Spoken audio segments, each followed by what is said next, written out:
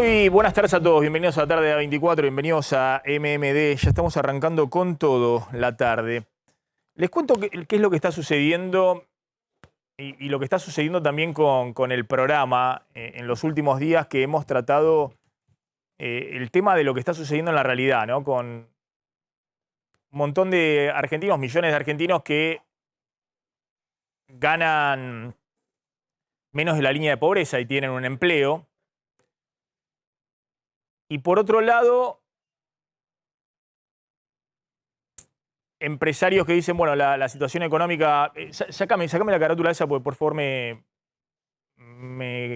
confunde, digamos, me distrae. Y por otro lado, bueno, empresarios que dicen no conseguimos en algunos sectores trabajadores. Por otro lado, gente que cobre planes sociales que obviamente con 16.000 pesos no viven y dicen, bueno, los empleos pagan sueldos de miseria. Es decir, una realidad que la vemos, ¿no? Donde hay una licuación inflacionaria permanente de todos los ingresos de los argentinos, un incremento de los indicadores de pobreza, seguramente en este segundo trimestre del año, por esa aceleración inflacionaria que está licuando absolutamente todo. Y por otro lado, una agenda distinta de la política, ¿no? La política va a la realidad económica y social. Es decir, tratan de levantar el sistema y se les cae la página. ¿Por qué? Porque del otro lado calculan 12 millones de personas que se quieren anotar desesperadamente para recibir el bono de emergencia de 18.000 pesos, ¿no? En 2 cuotas en mayo y en junio. Es el mejor indicador de la desesperación que hay frente a la licuación inflacionaria que están viviendo la gran mayoría de los argentinos. Y todo eso genera una desconexión muy grande entre la agenda de la política, ese es el tema principal con el cual estoy arrancando, la agenda de la política y la realidad de los argentinos. Y por eso después van a ver el descontento creciente con la política. Es decir, todas las encuestas muestran que hay un descreimiento generalizado con la política.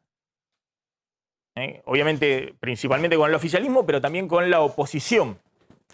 Fíjense lo que decía hoy, esta mañana, Gabriela Cerruti, la vocero presidencial, en esta discusión de cómo hizo el oficialismo, partiendo del bloque de senadores, para conseguir un consejero más en el Consejo de la Magistratura, que recordemos es el organismo que evalúa la selección de jueces y también actúa en el procedimiento de remoción de los jueces, tanto la designación como la remoción de los jueces. Obviamente, tanto gobierno como oposición quieren tener ahí una preponderancia, además de la representación que hay de los propios jueces, los abogados y otras organizaciones, para también tener voz y voto en la designación y la remoción de jueces. Pero bueno, es parte de la agenda hoy de la política. Y fíjense cómo Gabriela Cerruti dice, bueno, esto que hizo la vicepresidenta de partir el bloque de senadores del Frente de Todos, ya lo había hecho Juntos por el Cambio en su momento para quedarse con un consejero en ese organismo. Son trampas de la política o de la democracia, pero ya lo habían hecho los otros. Mirá.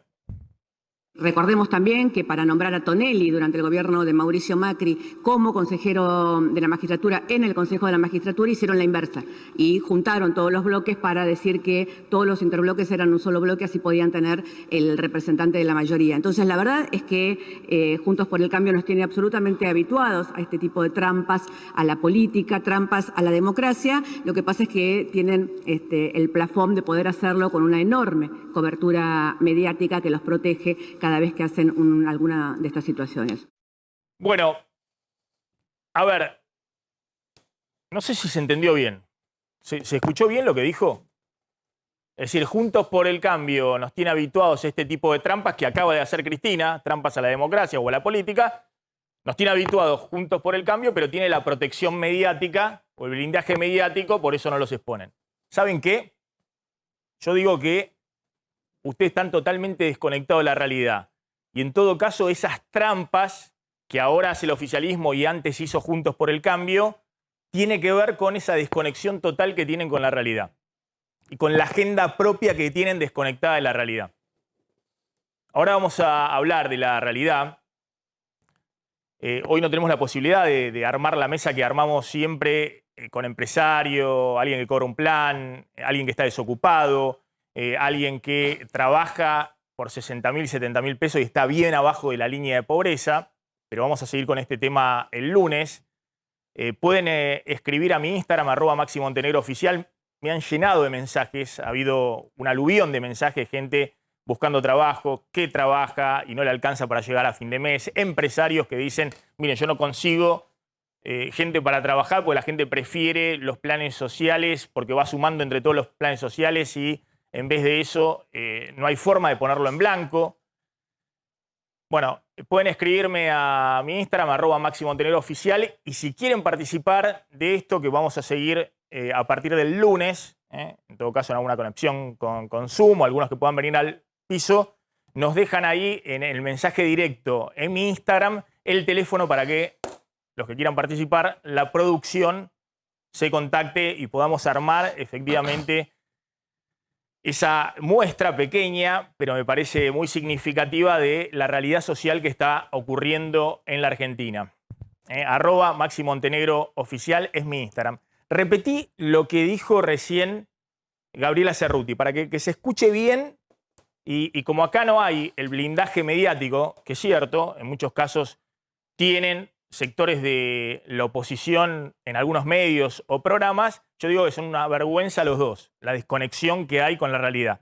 A ver, repetilo. Recordemos también que para nombrar a Tonelli durante el gobierno de Mauricio Macri como consejero de la magistratura en el Consejo de la Magistratura hicieron la inversa y juntaron todos los bloques para decir que todos los interbloques eran un solo bloque, así podían tener el representante de la mayoría. Entonces, la verdad es que Juntos por el Cambio nos tiene absolutamente habituados a este tipo de trampas a la política, trampas a la democracia. Lo que pasa es que tienen el plafón de poder hacerlo con una enorme cobertura mediática que los protege cada vez que hacen alguna de estas situaciones. Bueno, está claro. Está claro. Esta vez lo hizo la vicepresidenta. Antes lo hizo Juntos por el Cambio. Trampas a la política, trampas a la democracia. Es una vergüenza de un lado y del otro. Y en todo caso, habla de esta desconexión con la realidad. Fíjense lo que ganan hoy los argentinos y ahora vamos a hablar de por qué estalló todo cuando se está anunciando este bono de emergencia de 18.000 pesos en 2 cuotas. Lo que ganan los argentinos, según el INDEC, en el último registro de la encuesta permanente de hogares del cuarto trimestre del 2021, que es la última estadística que hay, el INDEC, los encuestadores van en la encuesta permanente de hogares y le preguntan a la gente por sus ingresos. Obviamente hay mucha subdeclaración de ingresos, pero es una muestra bastante representativa de dónde están los ingresos de los argentinos en los distintos estamentos sociales. Y todos esos ingresos están siendo violentamente licuados por la inflación. Y eso genera la desesperación. Esto no importa si son ingresos en negro o en blanco. La encuesta permanente de hogares no es la FIP. Va y les pregunta y termina siendo anónima la encuesta. Es decir, no le pregunta después obviamente toman el nombre y apellido de la persona que están encuestando el hogar, pero no lo ponen después en el formulario para que la gente pueda manifestar efectivamente cuáles son sus ingresos. Y de ahí sale de la encuesta permanente de hogares también las estadísticas que hay en la Argentina de empleo no registrado y toda la información que tenemos del empleo no registrado, porque justamente no va a ir la FIP a hacerle la encuesta a la gente del empleo no registrado. Va al INDEC y reserva la identidad de los que contestan y ahí puede saber, bueno, cuánto ganan los trabajadores en negro, cuántos son los trabajadores en negro en el universo laboral de la Argentina y demás.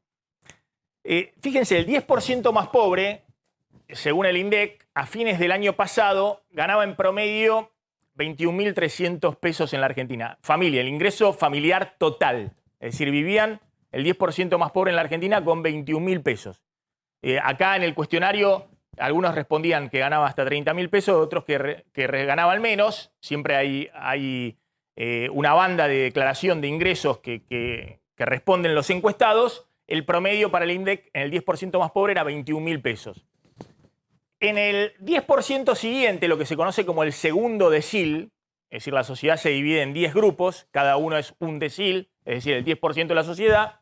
En el segundo decil, en promedio 36.000 pesos. De nuevo, algunos ganaban 40 y pico, 40, y otros menos, pero en promedio 37.000 pesos. Promedio del ingreso total familiar del segundo decil. Es decir, el que está ahí también bajo la línea de pobreza, obviamente. El 10% siguiente, el llamado tercer decil, está con un ingreso total familiar de 49.000 pesos mensuales. 49.000 pesos mensuales. El cuarto decil, es decir, el 10% siguiente, gana en la Argentina, estamos hablando del total de hogares argentinos, gana casi 60.000 pesos mensuales y con eso vive el hogar. Ese hogar, con 60.000 pesos mensuales. También muy por debajo de la línea de pobreza, que en febrero estaba en 85.000 pesos una familia tipo y que ahora en abril debe estar arriba, bien arriba, no tenemos el dato oficial, de los 90.000 pesos. El siguiente decil, el quinto decil en la distribución del ingreso está en 71.000 pesos mensuales el ingreso total familiar. Es decir, que acá podemos sacar de conclusión que el 50% de los argentinos tiene ingresos del total de la familia menores a 70.000 pesos, 71.000 pesos promedio. Esto lo digo en base a lo que hemos estado hablando de que había algunos empresarios, y es cierto que en algunos sectores ofrecían como sueldo de ingreso 85.000 pesos o 90.000 pesos de bolsillo en blanco. Pero la gran mayoría de los argentinos está por debajo de esos ingresos. Bueno, a ver, en el sexto decil, en el 10% siguiente, estamos yendo hacia arriba de la pirámide, ganan 85.000 pesos mensuales el ingreso total familiar. Es decir, que el 60% de los argentinos está para abajo de eso, abajo de los 85.000 pesos.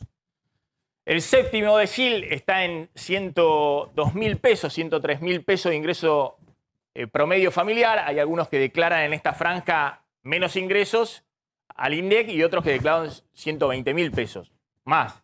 Pero en promedio están acá. El octavo decil, ya estamos en los niveles de mayores ingresos de la Argentina, en términos de ingreso familiar, está en 125.000 pesos según el INDEC. El noveno decil está en promedio en 160.000 pesos el ingreso total familiar. Y el 10% más rico, el décimo decil de la distribución en esta encuesta, insisto, que hace el INDEC a los hogares en la Argentina, se hace una muestra que es representativa de todos los centros urbanos del país, está en un ingreso promedio de casi 275.000 pesos el ingreso total familiar. Acá, en particular, el INDEC detectó que algunas familias declararon hasta 4 millones de pesos en este 10% más rico.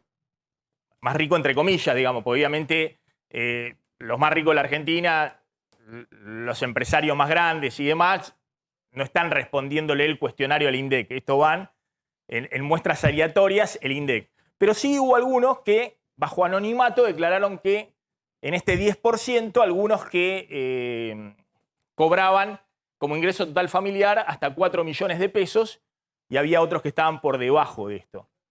Esta es la escala de ingresos de la Argentina, lo que hay en ingresos de la Argentina. Obviamente lo que hay que ver es lo que les decía antes, que el 60% de los argentinos, las familias argentinas, viven con menos de 85.000 pesos mensuales de bolsillo y que hoy la línea de pobreza está muy por arriba de eso. Después vamos a hablar, Claudio, lo que ha pasado, y esta es parte de la realidad, lo que quería mostrar, ¿no? El otro contraste, lo que está pasando en la realidad. El lunes vamos a seguir un poco con este debate, ahora lo estoy mostrando en las estadísticas, como hago siempre en el programa, pero ya me aburrí de hacerlo. Por eso quiero mostrar la realidad, en vez de mostrar la estadística que refleja la realidad. En el caso de lo que ha pasado con el bono de emergencia que está colapsando el sistema. A ver si podemos entrar a la página de ANSES en este mismo momento y ya vamos a hablar de la otra realidad, del tema del dólar y demás. A Claudio Loser en Washington, a Juan Napoli acá en la City porteña, les agradezco a los dos que estén, pero es otro tema el que quiero abordar con ellos, que es qué pasa si en medio de esto que está ocurriendo, que la política va por un carril alejado de la realidad está en ebullición, la gente está desesperada por la licuación inflacionaria, y ahora voy a mostrar las encuestas, se me acordará eso, por favor, del descreimiento que hay con la política por parte de la gente, si en medio de todo eso se empieza a despertar el dólar como está ocurriendo en los últimos días. Y les voy a mostrar cuál es el dato que genera alarma y alerta en el Banco Central y hay mucha preocupación con eso. Pues nosotros dijimos, el gobierno tiene tiempo hasta julio para poder seguir chapoteando en su interna, en las discusiones con el Fondo Monetario, en las discusiones de lo que le interesa a la política, pero que después la cosa se va a complicar porque pueden volver las presiones sobre el dólar y obviamente eso cambia todo el panorama del tablero de control de Alberto Fernández. Ahora, ¿qué pasa si eso se adelanta? Se complica absolutamente todo. Contá lo que está pasando con el bono de emergencia. Bueno, el ANSES lo que hizo en los últimos minutos fue advertir que como hay textualmente millones de personas tratando de ingresar justamente a la página oficial del ANSES para inscribirse a ver si puede recibir el bono de 18.000 pesos, bueno, colapsó y hay cortes intermitentes, eso es lo que dice el ANSES. Al mismo tiempo dio a conocer un cronograma, ahora te voy a contar algunas de las restricciones que va a tener este bono. Dice el ANSES que el primer paso es que hay tiempo hasta el 7 de mayo, por eso el ANSES lo que dice es, ojo, la página está caída, pero hay tiempo hasta el 7 de mayo. Para seguir inscribiéndose hasta el 7 de mayo. Claro, lo primero Mostremos que hace, ahora, parece que levantaron la página y ahora seguimos con este tema, quiero completar el tema de la política. Esa es la página a la cual hay que ingresar. Ahora vamos a ver si efectivamente se puede ingresar desde producción. Podemos mostrar ahora si uno ingresa, ingresemos ahí los datos y veamos si se cuelga o no se cuelga la página y ahora vas a estar contando efectivamente los datos adicionales. Lo que quería completar en esta parte del programa tenía que ver con el riesgo de la desconexión total de la política con la realidad, que era un poco el inicio y el arranque del programa. Los dos carriles distintos por los cuales se está corriendo hoy la dirigencia argentina, ¿no? Y vamos a ver si podemos hablar dentro de un ratito también con Facundo Manes, que ingresó hace poco a la política, pero bueno, me gustaría hablar con él. Fíjense lo que dicen las encuestas respecto a cuál es la prioridad en este momento para los argentinos. Esto es la encuesta de 3.0, la habíamos mostrado el otro día, y efectivamente la prioridad principal tiene que ver con la inflación, con lo que está pasando con la inflación. Es decir, la mayoría, tanto de los votantes del oficialismo como de Juntos por el Cambio, consideran que la inflación es la principal preocupación hoy de los argentinos. Lo contamos. Y la segunda preocupación para el votante del gobierno es la pobreza. Es decir, que si el votante del gobierno es la barra azul. Es decir, que si uno le suma entre inflación y pobreza, ahí tenés prácticamente casi el 70% del votante del gobierno. Sin embargo, el gobierno está enfrascado en la discusión, ahora va a contar Pablo Vinocur, ahora de ampliar la Corte Suprema de Justicia. O la discusión, la agenda de Cristina del Consejo de la Magistratura, denunciando a principios de esta semana que había un golpe institucional de la Corte Suprema de Justicia. Pero esta es la agenda. Esta es la agenda principal. Y no hay un rumbo claro por parte del propio gobierno, porque una parte del gobierno que conduce a Alberto Fernández piensa una cosa de cómo se resuelve esto, y otra parte del gobierno que lidera a Cristina Fernández de Kirchner piensa una cosa distinta. Y en el medio mueven los proyectos que están totalmente desconectados de la realidad. Confianza en el gobierno para revertir la situación de la inflación.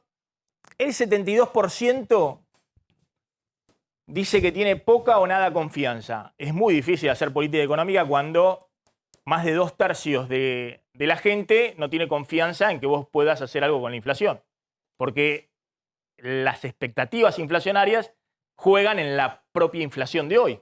Ahora, si vos no generás expectativa en un programa económico creíble, y bueno, mal podés efectivamente tener un resultado en términos inflacionarios, que es el principal drama hoy, no la desocupación, sino la inflación y por ende la pobreza, hoy el principal drama de la Argentina.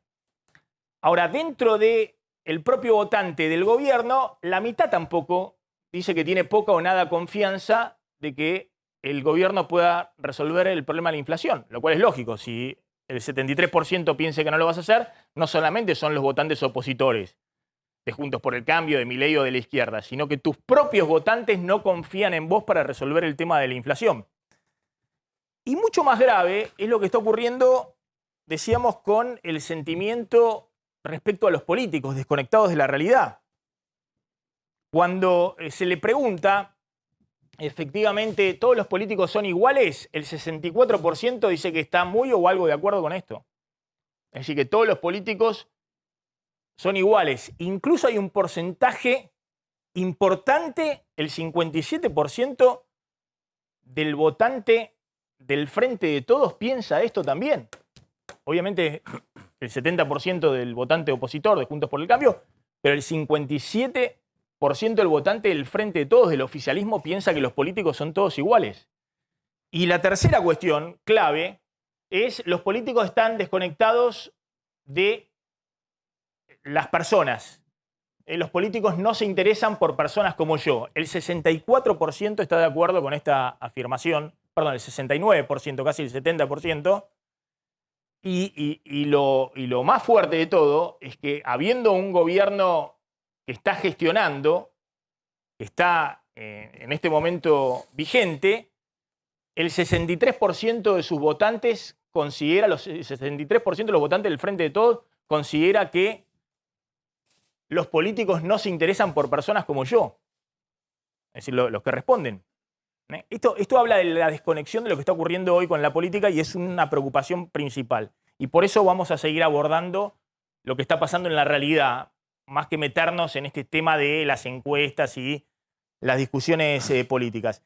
Decime qué está sucediendo con el dólar y me meto con ese tema, ¿no? De lo que habíamos hablado bueno, ojo que si en el plan económico que viene acordado con el fondo se despierta antes el dólar, tenés problemas. Claro, en un mercado cambiario que venía recalentado en los últimos días, hoy, en una jornada muy mala a nivel internacional en materia bursátil y financiera, el dólar alternativo, el dólar bolsa, el dólar contado con liqui, está en 207 pesos. Esto significa que en lo que va de la semana, en toda la semana, desde el lunes hasta hoy, tuvo una suba de 17 pesos este dólar alternativo, mientras que el llamado dólar blue, el dólar paralelo, se mantiene en el mismo valor de ayer, 202 pesos, pero lo que más preocupa son los 207 que en los mercados, dólar bolsa, dólar contado con liqui, que es donde dolarizan justamente las empresas. Eso tiene que ver con un empeoramiento de las expectativas después de que el gobierno el lunes, martes, hizo el anuncio justamente del bono para distintos sectores de la economía, digamos, en medio de las negociaciones con el fondo, la percepción de que Argentina no va a poder cumplir con ese acuerdo, ninguna declaración en ese sentido en Washington por parte del ministro de Economía, se suma a un mercado internacional que, insisto, hoy tiene un muy mal día, con una caída en los Estados Unidos superior al 2% y así en toda la región y en los mercados centrales también. Bueno, atención con lo que está pasando, más allá del dólar blue en 202 pesos.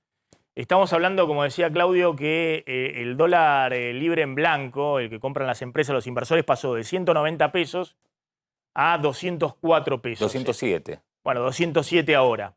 207 ahora, ¿no? Que es una suba del 7%, 7-8%. ¿Y por qué esto es relevante? Porque atención que si se te mueve mucho la brecha, este dólar que hoy está en 207 llegó a estar a fines de enero en 230, 240 pesos, pero si se te mueve mucho la brecha en este momento, se despierta ese dólar y se te amplía la brecha, el Banco Central va a tener muchos problemas para acumular reservas en el Banco Central, más de las que ya tiene. Y además hay un problema básico que es cómo te financiás con deuda en pesos, que es lo que está haciendo hoy Martín Guzmán. Se está financiando con deuda en pesos en parte porque también había inversores que en vez de comprar dólares le están comprando bonos a tasa de interés en pesos o ajustados por inflación al Estado, o están apostando a depósitos en pesos en el sistema financiero y los bancos le están prestando al Estado suscribiendo esos bonos ajustados por SER o ajustados por tasa de interés en pesos. Si se amplía la brecha, lo que les decía, es más difícil acumular reserva en el Banco Central porque los exportadores tienen menos incentivos para ofertar los dólares, liquidar los dólares en el mercado local. Los importadores se tiran en palomita a buscar los dólares oficiales porque hay un incentivo muy grande entre el dólar oficial barato de 115 pesos y una brecha que se amplía, un dólar que si esperan van a pensar que va a seguir subiendo. Pero el tema principal acá es qué pasa con la tasa en pesos. Porque si el gobierno tiene que disparar la tasa en pesos para poder financiarse, porque hoy no tiene otra, pues el FMI le cierra la maquinita de imprimir pesos para financiarse con emisión, la economía argentina puede entrar en un problema mayúsculo, que es que frente a la aceleración inflacionaria, lo que estamos viendo de esa aceleración en ciertos sectores por el impacto de la inflación, se le suma un encarecimiento del crédito muy, muy grande y la economía vaya más rápido a la desaceleración o a una nueva recaída en recesión. Y es la discusión que estamos hablando. Cuando menos confianza hay en el programa económico, más va a ser la presión sobre el dólar, sobre la brecha, mayor la tasa de interés que tiene que poner el gobierno para que la gente no se vaya de los pesos al dólar, mayor la inflación y menor el nivel de actividad. Y esa trampa, ojo que es muy peligrosa, sobre todo si esto se empieza a mover antes de lo que preveíamos. ¿Cuándo preveíamos que se iba a mover si el gobierno no ordenaba mínimamente las cosas? Después de julio, cuando pasa la temporada alta de oferta de dólares de los agroexportadores. En un contexto en el cual, fíjense los números, por favor, del ingreso de dólares a la Argentina, hay un récord de ingreso de dólares en el primer trimestre. Es decir, la Argentina ha tenido en este año, en el primer trimestre, un ingreso que no se vio nunca de dólares del sector cerealero por el boom de los precios de los cereales y principalmente la soja arriba de los $600. Nunca se había visto un ingreso de dólares tan grande por la cuenta comercial en la Argentina. En el primer trimestre, según los números de Ciara, los agroexportadores, los cerealeros, liquidaron casi 8.000 millones de dólares. El anterior récord histórico había sido el año pasado 6.700 millones de dólares, también con precio de la soja volando. Nunca había habido un ingreso tan grande en el primer trimestre. Sin embargo, en el primer trimestre del año, miren lo que le pasó al Banco Central. No pudo acumular un solo dólar, que es una de las metas que hay con el FMI. En el primer trimestre de este año ingresaron, como les decía, casi 8.000 millones de dólares del sector cerealero a la Argentina y las reservas del Banco Central enero-marzo bajaron 48 millones de dólares. Es decir, el Banco Central no pudo acumular dólares en las reservas. El año pasado había sido también un récord de ingreso de dólares del sector cerealero, 6.700 millones de dólares, y el Banco Central había acumulado 2.200 millones de dólares. ¿Qué está pasando hoy? Bueno, que obviamente la economía se está moviendo más que el año pasado.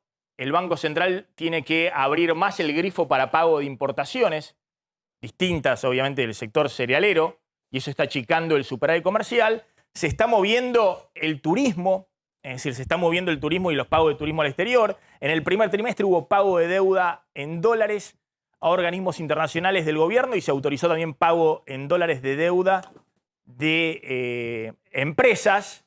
Es decir, hay una situación donde si no se reconstituye mínimamente la confianza, ni siquiera alcanzan los dólares récord que están ingresando por la cuenta comercial del sector cerealero en la Argentina. Estos son los números de lo que ha sido el ingreso de dólares mes a mes en los 4 primeros meses del año. Está incluido también lo que ingresó en abril, que empieza incluso la liquidación fuerte, más fuerte, y el Banco Central hasta ahora no ha podido acumular reservas. Está Juan Napoli. Juan, gracias por atendernos, del Banco de Valores, y está Claudio Loser en Washington. Juan, ¿qué está pasando con el dólar? ¿Empezó a despertarse antes de lo previsto o se está acomodando mínimamente ese dólar, esa brecha, a lo que estamos viendo frente a la inflación? Venía corriendo muy por detrás de la inflación y empieza a acomodarse un poquito frente a lo que estamos viendo con la inflación. Hola Maxi, buenas tardes. Déjame primero un segundo de discrepar con algo que dijiste en la editorial en cuanto a la desconexión de la realidad. Yo no creo que haya una desconexión de la realidad, creo que hay una gran conexión, sino que es un tema de agenda, que es un tema de gobernar para mis intereses y no para los del pueblo.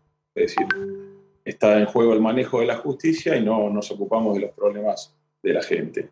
Te comento esto porque hace a la problemática específica por la cual me convocás. En cuanto a lo del dólar, me sorprende o me sorprendía que esté abajo de 200, claramente.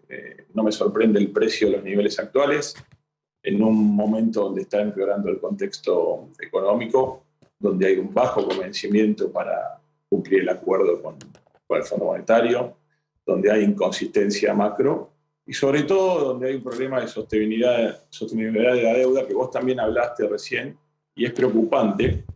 Hay un aumento de la deuda del Tesoro en desmedro de la deuda del Banco Central y sobre todo un aumento del peso de la deuda indexada.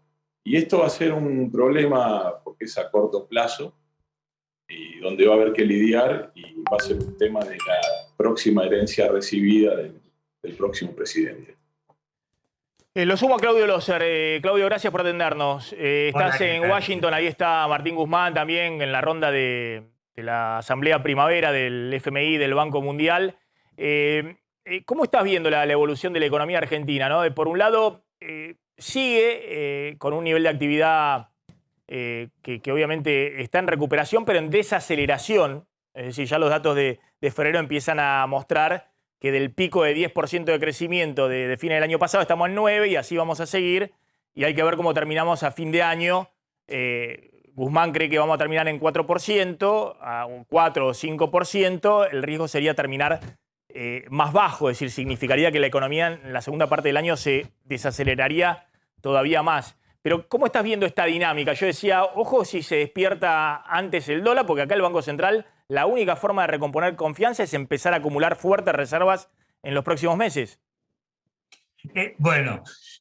Primero un contexto de estos días, o sea, con una caída en los últimos 2 días de 4 o 5% en las bolsas en los Estados Unidos, uno no puede pretender que pongamos la Argentina como una compañía que está, digamos, cotizada en el mercado. Estoy poniéndolo entre comillas.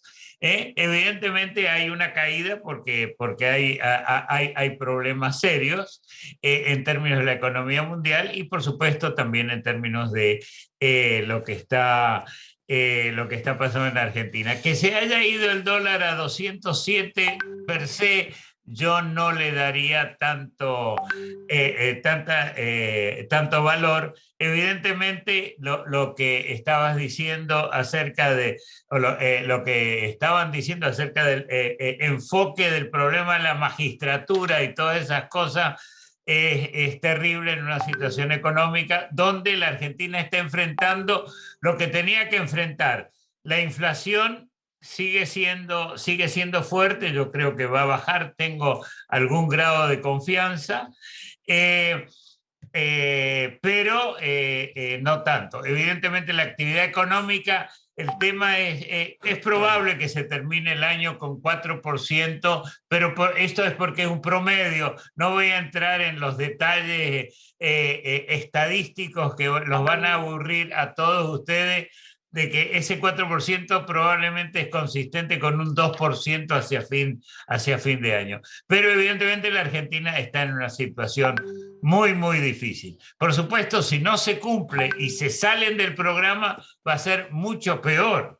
Ese es el gran tema. Están realmente en el gobierno en una situación tremendamente difícil y con esta división dentro de la coalición de gobierno, no sé para qué lado podrá terminar. O sea, tengo confianza, pero estoy muy preocupado.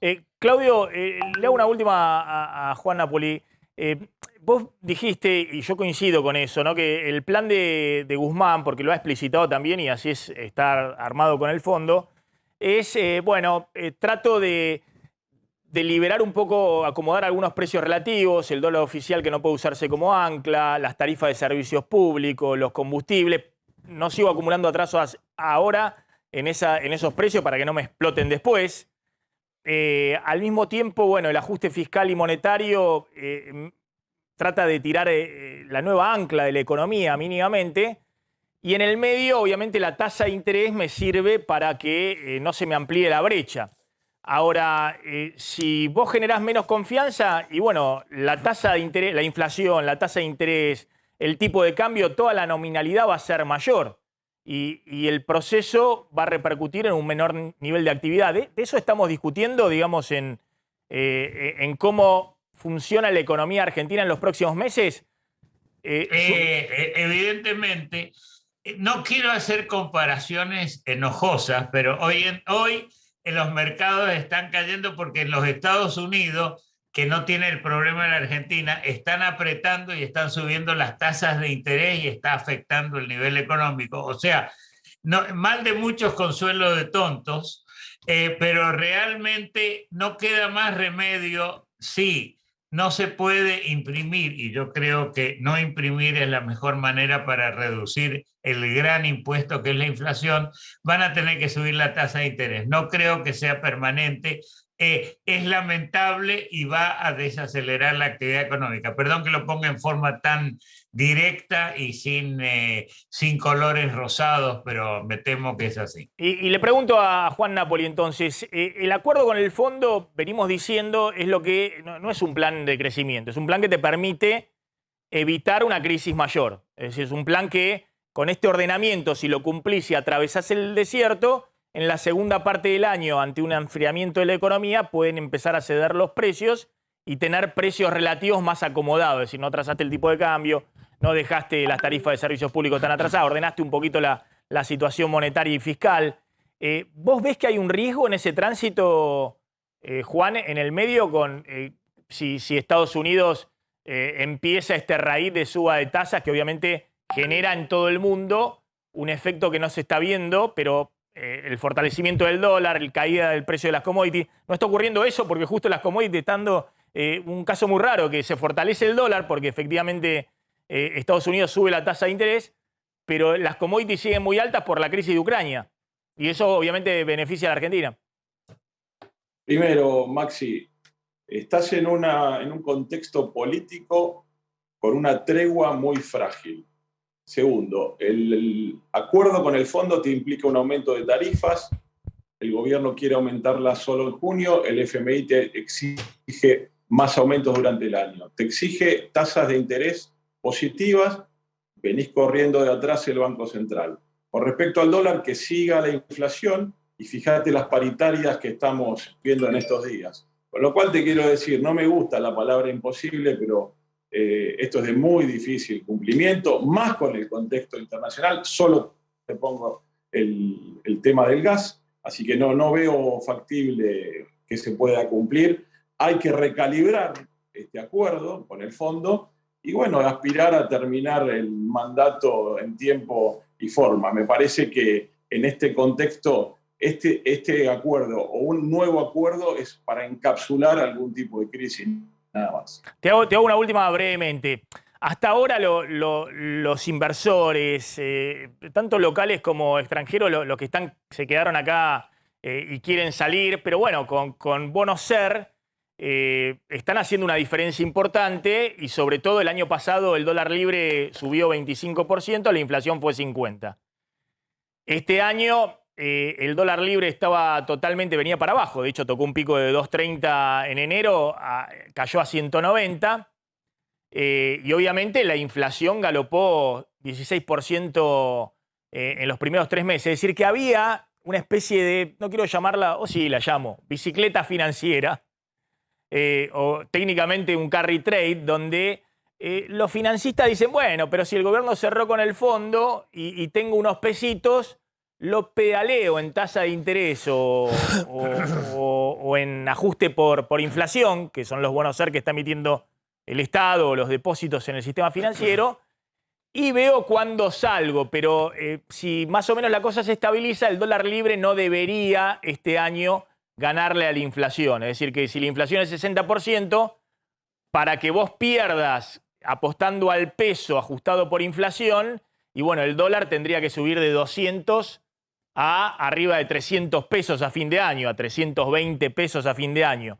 ¿Vos ves un escenario, ¿qué escenario ves? ¿Vos ves que el dólar va a seguir corriendo, el dólar libre, por detrás de la inflación, y eso va a permitir esta estabilidad que estamos contando desde el punto de vista cambiario? Yo creo que esa es la intención, pero que cada vez va a ser más difícil. Y con respecto a los inversores, lo que estoy viendo es que te lo señalé anteriormente, es una gran preocupación por cómo está creciendo el peso de esa deuda y que en algún momento va a haber que tomar una decisión. Juan, gracias, muy amable. Ahí está Juan Napoli. Gracias, Claudio Loser, como siempre, muy amable. Ya está Facundo Manes. Facundo, gracias por venir. Hola, Maxi, gracias. Muy amable. Ahora vamos a hablar. Quería engancharte un poco. Mostré, no lo viste al principio, un poco el tema de la desconexión de la política con la realidad, lo que está pasando abajo. Y quiero hablar un poco de eso, ¿no? Hoy no estoy haciendo el programa que quiero hacer hoy. Hoy el programa que quería hacer y que veníamos enganchando en la semana era mostrar la realidad, no a mí contando la realidad con los numeritos y con los cuadros del INDEC y con esto y con aquello. O hablando con especialistas que me parece que siempre aportan cosas interesantes, pero no es la realidad. Insisto, @MaxiMontenegro Oficial en mi Instagram. Los que quieran participar el lunes vamos a hacer otro programa donde, como hicimos ayer o antes de ayer, va a haber alguien, algún empresario pyme, que me han escrito varios a través del Instagram pidiendo participar, alguien que cobra un plan social y está desesperado por poder insertarse laboralmente, pero del otro lado le dicen, pero bueno, no se quieren capacitar o no aparecen acá para capacitarse. Alguien que gana en un trabajo formal 80.000 pesos y está por debajo de la línea de pobreza y tiene 10 años de formación universitaria incluso y no puede salir de la línea de pobreza. Mucho personal de salud está en esa situación. Gente que ha estudiado, ¿qué digo? 10 años, que ha estudiado incluso conmigo durante muchísimo tiempo, es decir, contemporáneos en la época que yo estaba en la Universidad de Buenos Aires en Económicas, que estaban en la Facultad de Medicina y que hoy están en esa situación. Y gente que no puede reinsertarse en el mercado laboral. Nos escriben, dejan ahí el teléfono @MaxiMontenegro Oficial los que quieran participar. Ese es el programa que vamos a hacer el lunes, mostrando lo que está pasando y que reflejan estos datos que les decía, ¿no? El 60% de los argentinos gana menos el ingreso total familiar, menos de 85.000 pesos por mes. Y eso es estar abajo de la línea de pobreza. El INDEC refleja una pobreza menor porque algunos hogares no tienen 4 miembros familia tipo, algunos hogares tienen 2, algunos hogares tienen 1, pero el 85%, el 60% de Argentina está abajo de los 85.000 pesos mensuales de ingreso familiar. Tenemos un móvil, el móvil está en el barrio de Rodrigo Bueno. Ahí está Leo Godoy. Leo, te estamos escuchando. Buenas tardes, Maxi. Sí, como bien contabas, estamos sobre Avenida España, al 1700. Aquí está el local gastronómico de Julio Quiroga. Sí que hace algunos meses ya se instaló acá, porque bueno, antes tenía el local propiamente en el barrio, después la urbanización le permitió llegar hasta este nuevo local. Quiero mostrarte como para que vos tengas un poco esto que contabas de la realidad. En este local, mira, acá están los precios por lo menos del menú de hoy. Una bondiola sale 400 pesos, un ojo de bife, todo en sándwich, ¿no?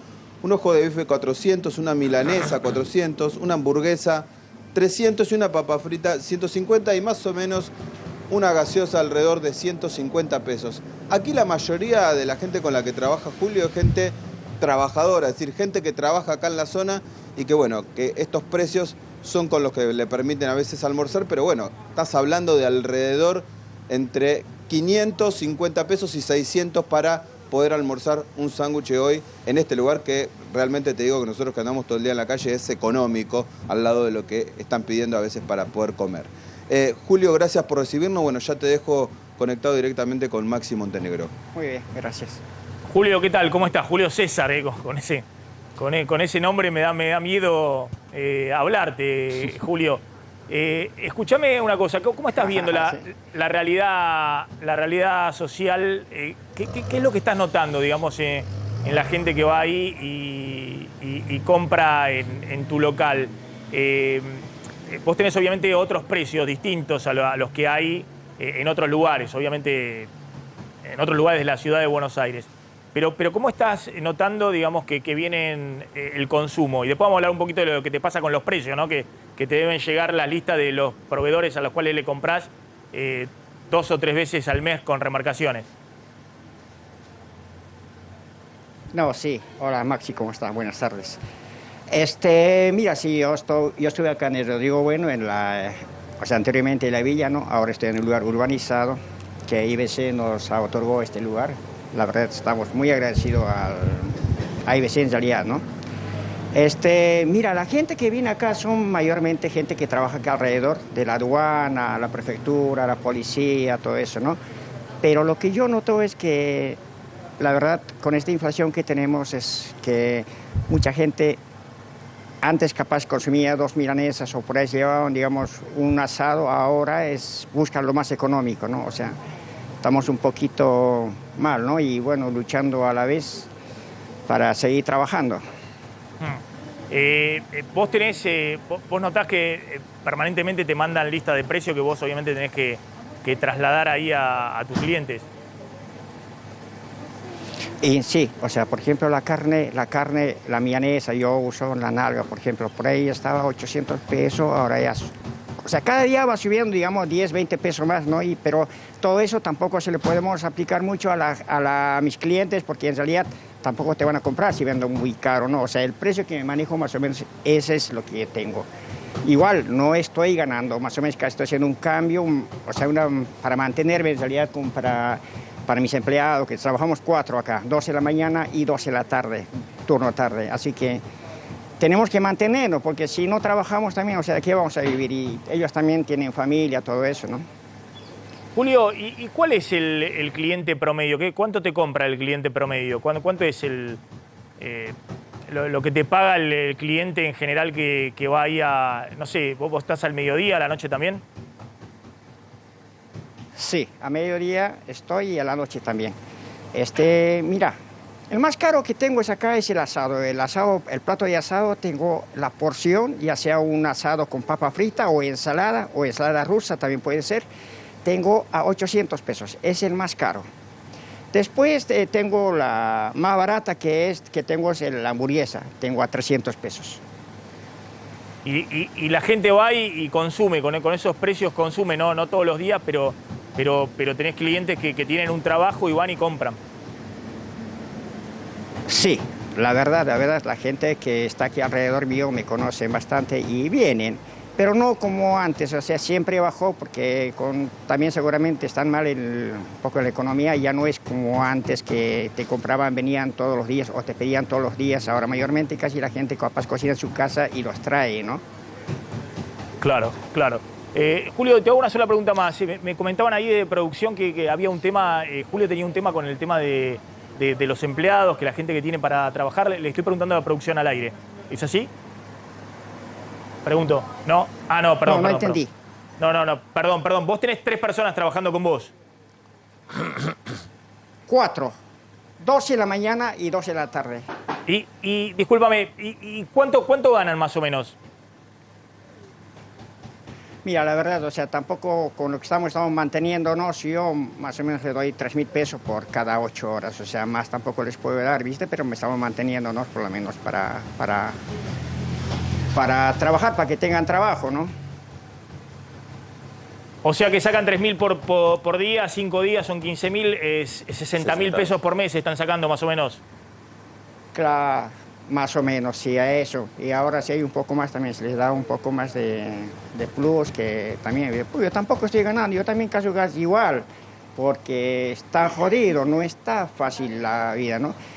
Y más bien, o sea, no sé, los señores de IBC, el señor Gabriel, todo eso, el presidente de IBC creo que es, no sé, nos han dado una mano, capaz con algunas cosas que nos han ayudado para poder abrir o para mantener, digamos, las chicas con el trabajo, todo eso, y la verdad estamos agradecidos eso también por parte del gobierno. Claro, es un lugar donde se están urbanizando, es un barrio como la Rodrigo Bueno que se está urbanizando. Julio, sí, gracias, verdad, sí, muy amable de tu parte, gracias.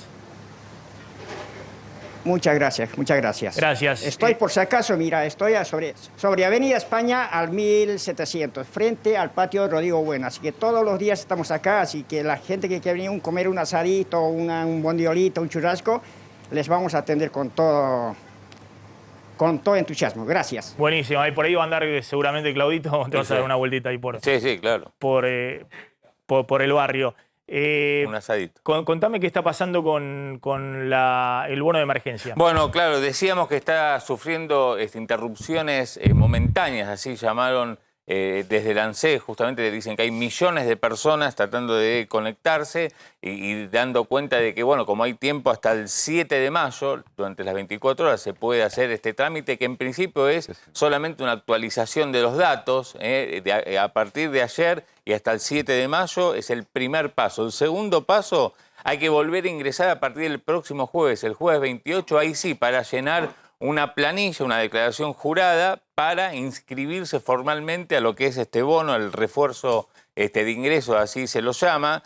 Y lo que definió la ANSES fue, número 1, el bono es compatible con la asignación universal por hijo, también la asignación por embarazo, los planes sociales, pero todo ese universo de gente tiene que inscribirse. No es como con los jubilados o los pensionados que directamente van a recibir con el haber del próximo mes el bono, en el caso de los jubilados, que es diferente al que reciben esos 9.000 pesos que van a recibir como primera cuota los trabajadores informales.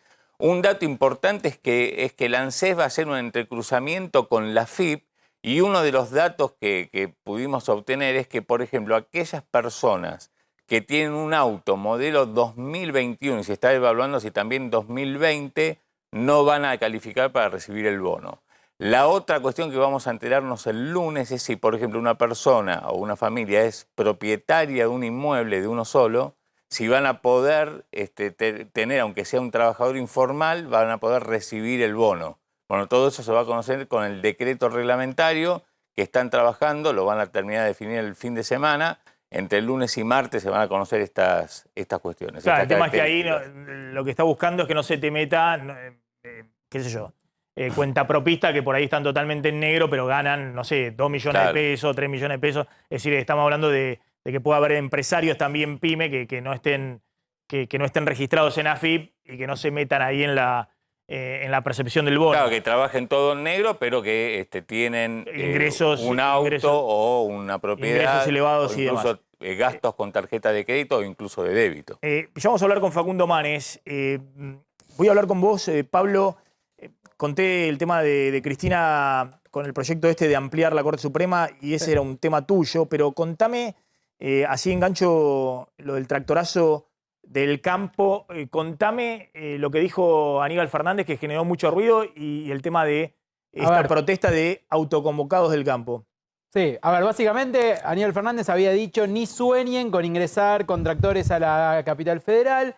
Eso motivó críticas. Lo que se está organizando para mañana es un tractorazo donde productores autoconvocados, es decir, no alineados con ninguna de las centrales o de las centrales gremiales de la mesa de enlace, van a ir a la Plaza de Mayo con los tractores, dicen, a reclamar que baje la presión impositiva. Aníbal Fernández había dicho ni sueñen con ingresar a la Plaza de Mayo, a la capital federal con tractores. Lo que plantearon desde el campo es la seguridad en la ciudad de Buenos Aires es potestad de Horacio Rodríguez Larreta, del gobierno de la ciudad de Buenos Aires. Perdón, primero dijo ni sueñen con entrar a la ciudad con tractores y después dijo que no va a impedir el ingreso de tractores.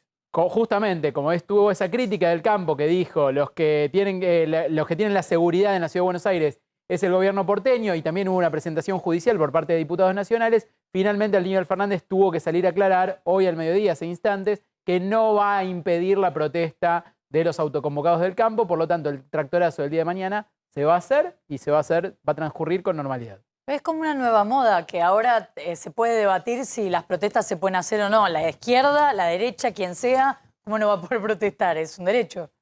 No, pero aparte lo increíble de Aníbal Fernández es que en todo caso será un problema de la policía de la ciudad de Buenos Aires, como es un problema también de la policía de la ciudad de Buenos Aires. Bueno, lo que pasa es que hay federal en todo el país y también en la ciudad, entonces podría haber sido, pero sí, le corresponde a la ciudad de Buenos Aires. Pero bueno, se desdijo Aníbal Fernández, dijo primero ni sueñen Y después dijo... Aclaró que la ciudad autorizó su ingreso y que por lo tanto pueden entrar libremente con los tractores a la ciudad de Buenos Aires y hacer la protesta que consideren necesaria. Bien, está en comunicación Pedro Zavala, el presidente de la Asociación Argentina de Productores Agropecuarios. ¿Qué tal, Zavala? ¿Cómo está? Bueno, cuénteme cómo es esta marcha, dónde van a ir, dónde se convocan y hasta dónde van a llegar. ¿Cómo estás, Maxi? Mira, recién escuchaba atentamente, los escuchaba a ustedes, las contradicciones del señor Fernández, que entramos, que no entramos y demás. Lo de los tractores y las maquinarias es algo simbólico, es algo que normalmente es un sentido de protesta que se hace en todo el mundo. Pero bueno, la protesta de mañana, en realidad, protesta o como le quieran llamar, es un reclamo, no solamente del campo, sino es un reclamo social. El campo hace mucho tiempo que viene sosteniendo, que viene siendo la caja de toda esta fiesta, ¿no? Hoy saben ustedes que por el acoso impositivo y por las retenciones y todo por eso que está absolutamente hablado, estamos con el 70% de la producción en manos del Estado. Es decir, sobre el 100% de nuestra producción, el Estado se queda con un 70% sin aportar absolutamente nada. El 30% restante, obviamente, los absorbemos los productores, con todo lo que eso significa, con las inclemencias del tiempo. Nosotros ahora en nuestra zona, en Cabo Casares, estamos inundados, y de ahí también tenemos que vivir y planificar la próxima campaña. Entonces el campo pasó por 3 estratos, pasó por un estado de urgencia, pasó a una emergencia y hoy presenta una gravedad extrema. A ver, Zavala, simplemente, ¿no? No sé si querés hacerle una pregunta. Como que no termina de estar clara, se entiende el reclamo histórico del campo, ¿no? Pero no termina de estar clara la protesta, teniendo en cuenta que el propio gobierno tiene una interna en la cual por ahora ha prevalecido el ministro de Agricultura, Julián Domínguez, que ha decidido que no haya aumento de retenciones ni al trigo, ni al maíz, ni al girasol, como quería el cristinismo, o la propia Cristina Fernández de Kirchner, o el secretario de Comercio, que lo ha hecho público en varias ocasiones, contradiciendo al ministro de Agricultura y al propio presidente, que tenían que subir las retenciones por la suba de precios internacionales, que ha sido muy fuerte en los últimos 2 meses por Ucrania. Pero por eso no, ¿hay en particular algo específico de hoy? Porque en realidad usted tendría que hacer la protesta si suben las retenciones en este contexto, no si las mantienen. Mira, la realidad es que la protesta o la convocatoria es para explicar estas cuestiones. Cuando vos tenés un aumento fiscal tan desmedido como está ocurriendo en la Argentina, donde se saca un 70% libre de la producción, el tema es la redistribución de esos ingresos. O sea, si vos eso lo ves reflejado en obras, en rutas, en escuelas. A ver, hace un ratito hablé con maestras de escuela de Carlos Casares que están encajadas porque no tenemos caminos. Hay rutas en pésimo estado.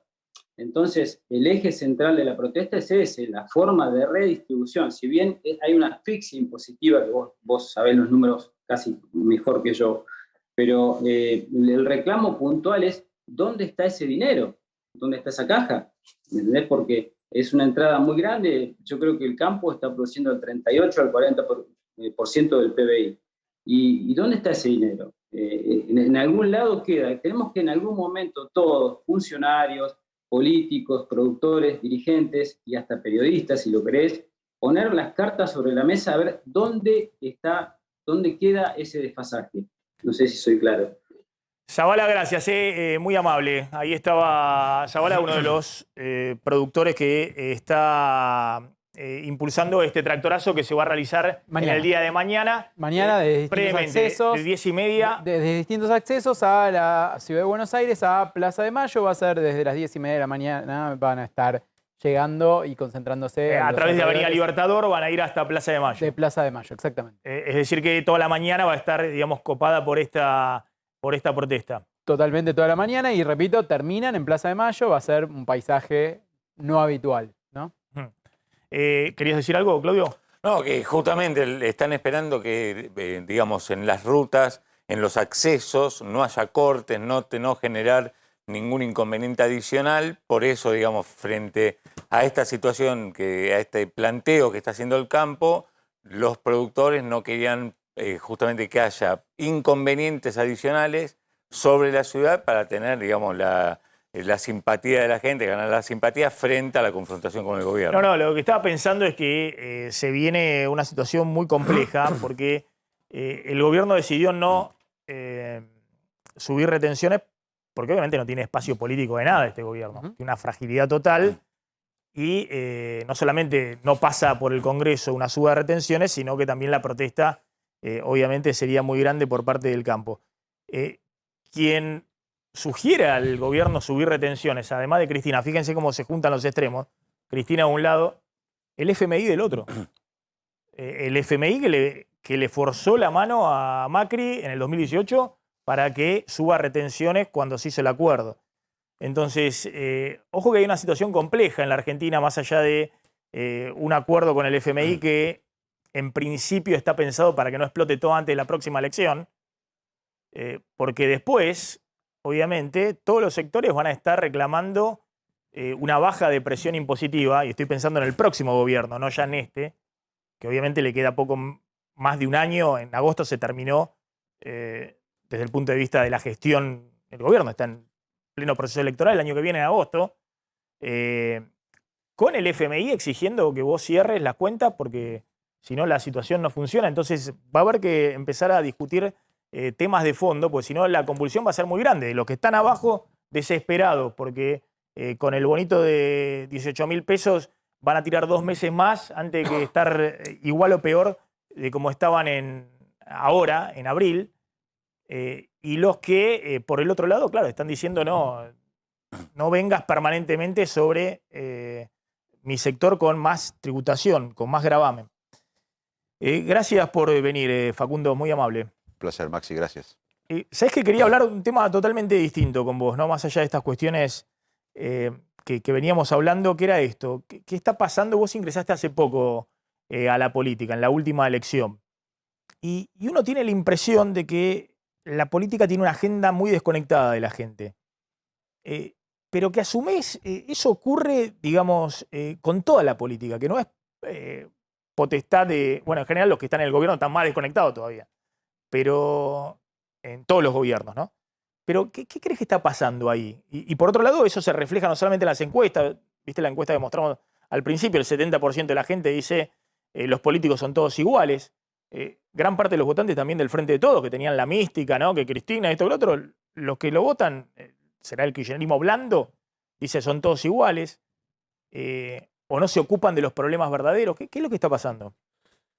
Yo creo que hay un cambio de ciclo que muchos no queremos ver, o incluso los analistas políticos, las consultoras, las periodistas, los políticos, pero hay un fin de época. ¿Te acordás? Vos sos más joven que yo, pero en los 80, Galtieri, ya había un desgaste de la sociedad, obviamente con las dictaduras, con la interrupción democrática por las dictaduras. Galtieri en el 81 dijo, las urnas están bien guardadas. En el 82 fue Malvinas, y en el 83 vino la democracia. Sin Malvinas, quizás Galtieri lamentablemente hubiese tenido razón, porque si bien había un fin de ciclo, las dictaduras en América Latina duraron 6-7 años más. Pero Malvinas fue en Argentina un catalizador, por suerte, del retorno a la democracia. Pero había un fin de ciclo de las dictaduras en Argentina y en América Latina, que se podía haber prolongado. Yo creo que antes de la pandemia ya veníamos frustrados los argentinos, un fin de ciclo de la dirigencia que en democracia no nos pudo educar, no nos pudo alimentar y no nos pudo dar salud. En un sistema altamente corrupto, ineficaz, sin entrar a los desafíos del siglo XXI. Y la pandemia, a ver, sin la pandemia esto podría haber durado un poco más. La pandemia, Maxi, que esto pasó en la historia de la humanidad, es una crisis multidimensional y siempre cambió en la historia la mentalidad de la época. La pandemia es un gran acelerador de los tiempos. Y estamos viendo un fin de ciclo. Entonces, dentro de eso estamos viendo un gobierno dividido, ineficaz, sin confianza, pero estamos viendo mucho más que un gobierno deteriorado. Estamos viendo un fin de época donde la sociedad ya no le cree más a la élite, a la dirigencia, y donde sospecha incluso que si uno no pertenece a ese sistema, queda excluido de la prosperidad. Estamos en un momento muy peligroso, por eso yo di el paso el año pasado, es momento de involucrarse. Argentina tiene una gran salida. En el mundo que viene se van a necesitar muchas cosas que Argentina produce o puede producir. Alimentos, energía, software, ciencia de la salud. Vos sabés bien el tema, no quiero aburrirte en esto, pero Argentina tiene un gran potencial si realmente, como lo hicimos en los 80, interpretamos, la dirigencia interpreta el ciclo histórico y se reconstruye la democracia. Si ahora nos decidimos ir a la modernidad, al siglo XXI, a los desafíos de la modernidad, a la prosperidad, al desarrollo inclusivo, podemos encauzar esto bien. Si no, porque en el 80 podía ganar Luder también, y si ganaba el Luder en los 80 había autoamnistía. Era el sistema que se renovaba a través de Luder en ese momento. Era el status quo. Así que acá podemos salir peores, y si gana el status quo, el año que viene vamos a salir peores, porque nadie va a cambiar este sistema desde adentro. Por eso están tomando relevancia figuras que no vienen de la política. Ahora, vos sabés que te referís al fenómeno Milei y demás. Hay un punto del fenómeno Milei, más allá de que yo creo que prontamente va a tener que definir efectivamente programas, digamos, esas ideas, llevarlas a programas y esos programas discutirlos, digamos, con el resto de la política si quiere llevarlos a cabo, ¿no?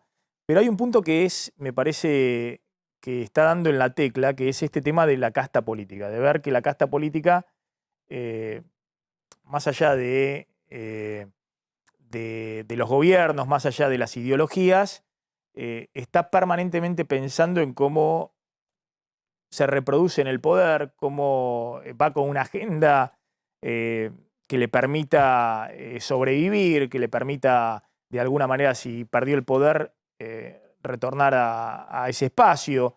Está con una agenda de cómo hacer para pagar a la militancia, digamos, que te acompaña en el momento en cual vos llegás al poder y después la tenés que retribuir con cargos y demás.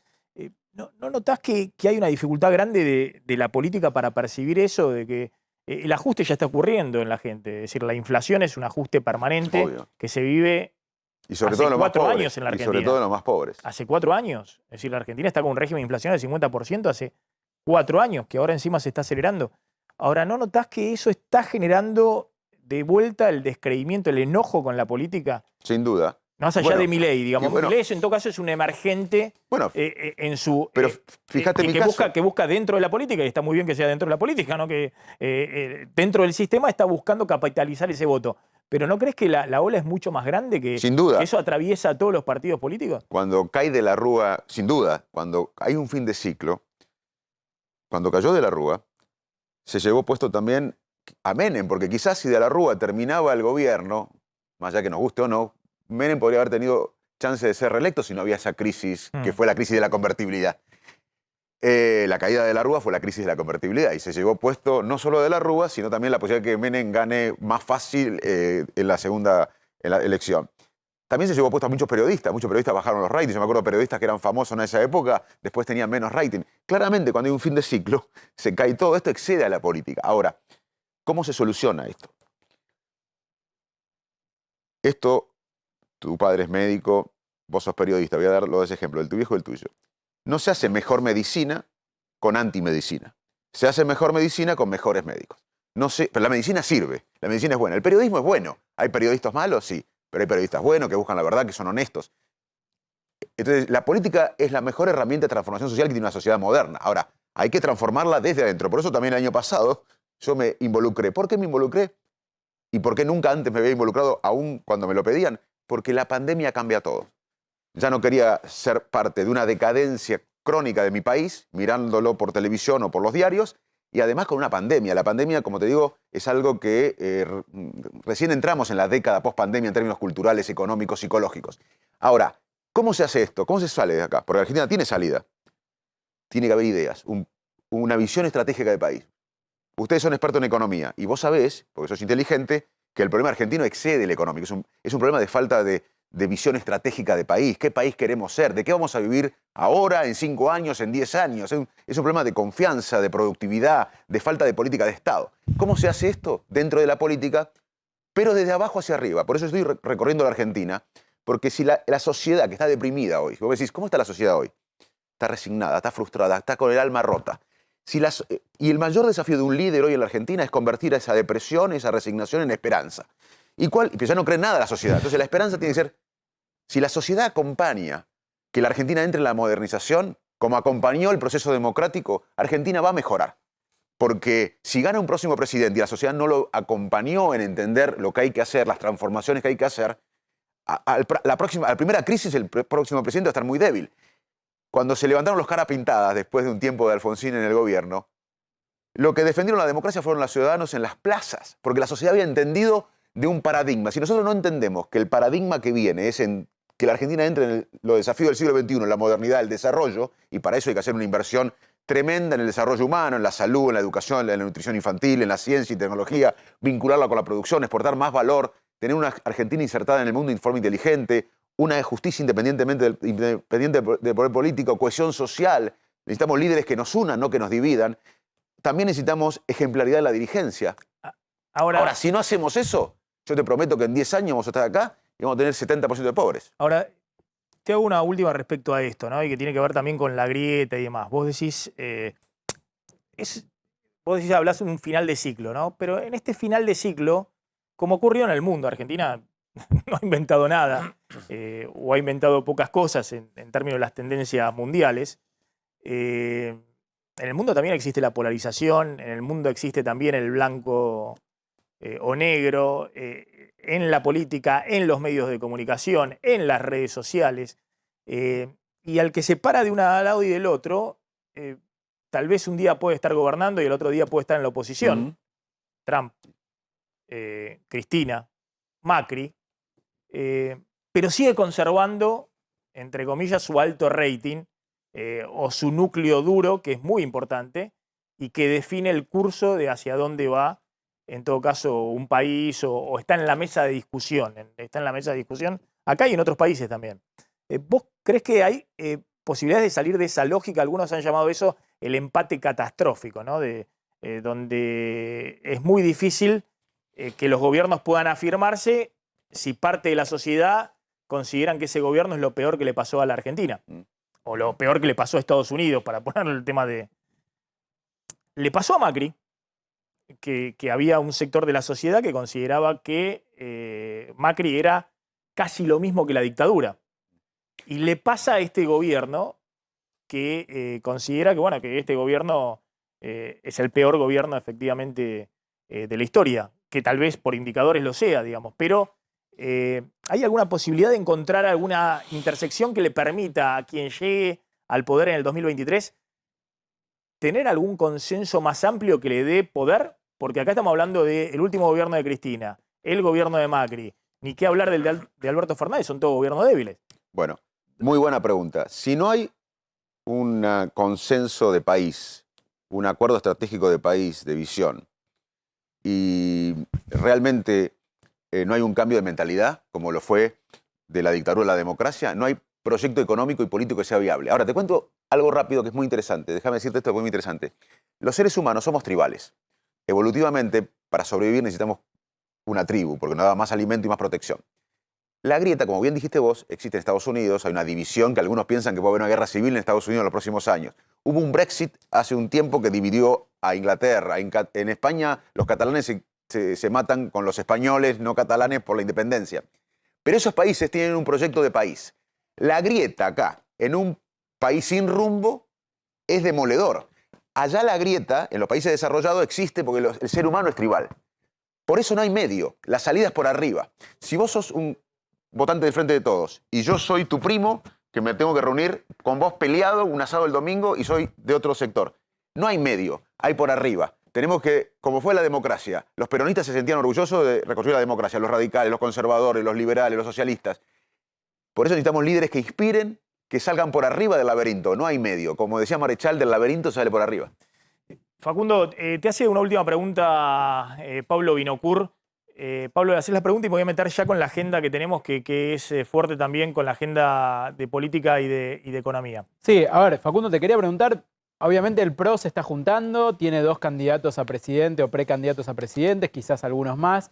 Quería preguntarte, por un lado, si se están organizando desde el radicalismo para disputar esa presidencia y por otro lado, si vos vas a ser candidato a presidente.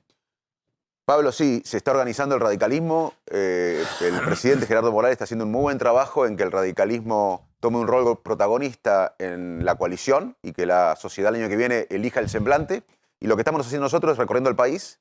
Hay que recorrer todo el país todo este año explicándole a la gente de este nuevo cambio cultural, de mentalidad, de encarar el progreso. Y claramente el radicalismo va a convocar a los no radicales. Los radicales. A ver, lo que pasó en la provincia de Buenos Aires, si nosotros no dábamos el paso, que no fue el radicalismo solo, fue ciudadanos como yo de la sociedad civil, convocando a gente peronista, del progresista, no se le ganaba la elección al peronismo unido por primera vez desde la democracia. Y este es el modelo que vamos a hacer para ganar la elección en el 23. ¿Con vos como candidato? Yo voy a ser parte de ese proceso colectivo. Pero no como candidato. Vamos a recorrer la Argentina y la sociedad le va a dar la semblanza a la coalición. La sociedad decide, no las cúpulas. Facundo, gracias. No, un por gusto, favor. como siempre, Un placer, haber estado acá. un Muy placer. amable. Contame Gracias. qué está pasando con las paritarias, Claudio. Bueno, sabés que el gobierno a principio de semana, ¿qué hizo? Justamente anunció este bono de 18.000 pesos, el bono para los jubilados, y contra la presión que hacía el kirchnerismo de que también el gobierno laudara con un bono para los estatales y para el sector privado, ¿qué dijo el presidente? No, que lo arreglen en paritarias. Vamos a acelerar las paritarias. Bueno, algunas de ellas se empezaron a cerrar. La más importante del sector privado, acá lo adelantábamos ayer mismo, fue para empleados de comercio, 59,5% de acá hasta enero del 2023, con lo cual justamente 1.200.000 personas van a tener un incremento que, por lo que están viendo las principales consultoras económicas, va a estar en línea con la inflación. Pero acá el dato es, hay un sector de trabajadores del sector privado que ya lograron un acuerdo del 60%. Lo vamos a ver que el piso ya empieza a ser 60%. De hecho, los estatales, tanto UPCN como ATE, cerraron una paritaria a comienzos de esta semana del 64,4%. Hablamos de los estatales que, claro, uno puede pensar, le van a ganar a la inflación, pero vienen de una pandemia en el 2020 que habían tenido una recomposición entre 5 a 7%, con lo cual están recuperando una parte de lo perdido en aquel año. En el caso de algunos estatales, esto dice UPCN, van a tener un incremento del 80% a lo largo de este año. ¿Por qué?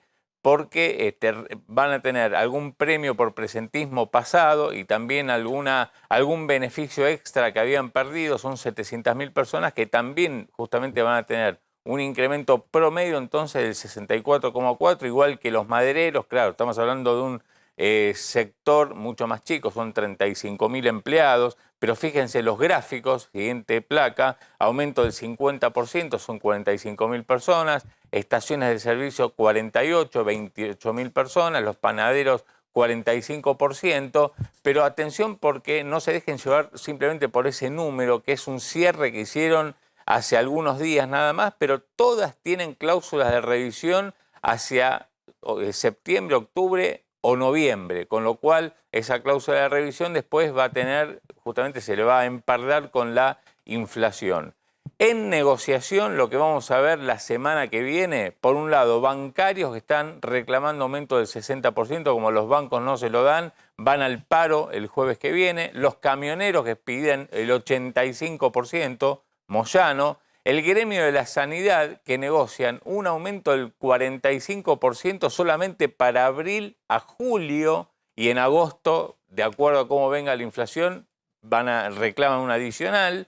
Y la Unión Obrera Metalúrgica, que hace un mes nada más había acordado 45%, pero que ya con las nuevas autoridades en el gremio piden reabrirlo. Así que lo que tenemos es en los distintos sectores, los servicios y la industria reclamando paritarias de piso 60%. Bueno, esto es parte de la realidad también, pero no de toda la realidad. Digamos, son los trabajadores formales que tienen los sindicatos, algunos de los sindicatos más fuertes.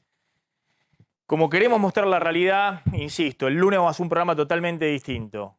Ni político, ni el encuestador, ni el opinólogo, sino con la gente. Y para eso, en mi Instagram, @MaxiMontenegroOficial, si quieren participar, me envían un mensaje con el teléfono, así se le facilita la tarea a la producción, para mostrar la gente que ofrece trabajo, es decir, empresarios, pymes, que están en esa situación, el que está buscando, el que tiene un plan, el que tiene un trabajo y no llega a fin de mes. En un ratito con Flor Halfon vamos a hablar de la ley de alquileres, vamos a hablar de, están proponiendo un nuevo feriado, otro más, bueno, y esto que a mí me interesa mucho, que es el estatuto docente y el tema de la hora adicional de clases, si se va a aplicar en la ciudad, en la provincia. Vamos a ir a la tanda.